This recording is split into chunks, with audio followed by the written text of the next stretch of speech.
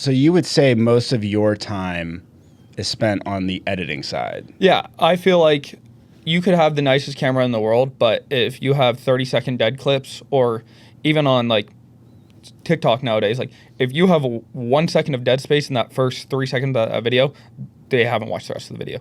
It could be you giving like solving world hunger in the next 80 seconds behind it, but if you didn't start with the intro in the first 3 seconds, you're screwed. Like nobody's attention span nowadays like is signed up to go watch something unless it's a documentary or something where they sit down, know the video's an hour long, and they're ready to go watch it.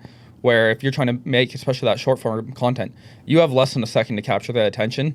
And so how do we do that? It's that first frame, it's that first editing, it's that title hook, it's all of the little details that matter. And you could have the best piece of content in the world, but if it's too far back in the video, nobody's going to see it.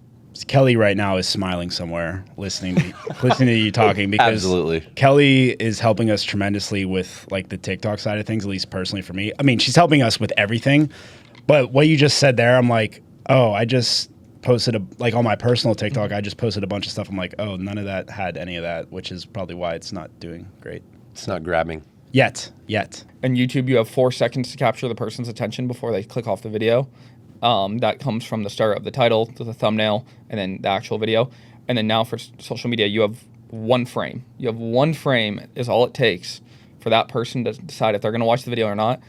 And then if they have bad internet, you only have that cover photo. Whatever the cover photo is when it's loading is all you got, or they're swiping to the next one. Everybody in the world makes content nowadays. Yeah. Everybody has an amazing camera sitting in their pocket.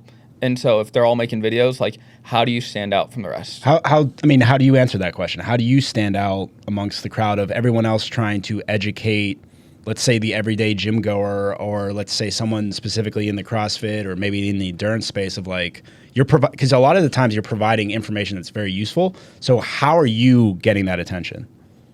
You just got to post and then try to make something better every single time afterwards. And so it's like everybody's like, oh, post more.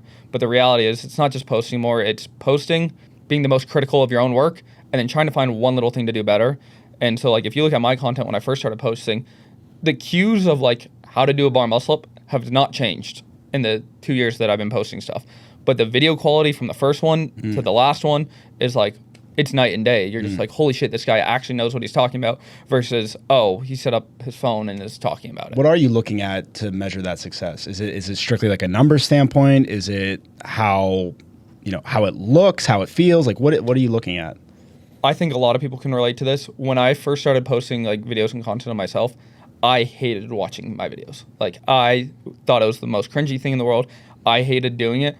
But then you learn from that and you're like, okay, like if you're telling yourself it's cringy, it's probably not because it's how your voice sounds. It's probably because the video is probably a little bit cringy.